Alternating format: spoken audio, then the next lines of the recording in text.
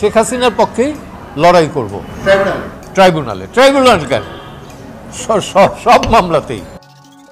আমি যেটা বুঝি যে ডক্টর ইউনূস মিনুয়েল বোধহয় রিয়েলাইজ করছেন যে এই সংশোধন এগুলো করা ঠিক হবে না। উনি গতকালকে আমি একটা সোশ্যাল মিডিয়ার দেখলাম, উনি বলছেন যে রাজনৈতিক দল যদি সংস্কার না চায় তাহলে নির্বাচন দিয়ে আমি চলে যাব।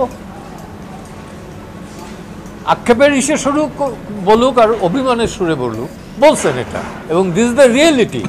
এই গভর্নমেন্টের প্রাথমিক দায়িত্ব এবং একমাত্র ডিউটি হচ্ছে নির্বিঘ্নে লেভেল প্লেইং ফিল্ডে একটা নির্বাচন দেয়া এবং গণতান্ত্রিক পদ্ধতিতে সেই সরকারের কাছে ক্ষমতা হস্তান্তর করা। Nothing else.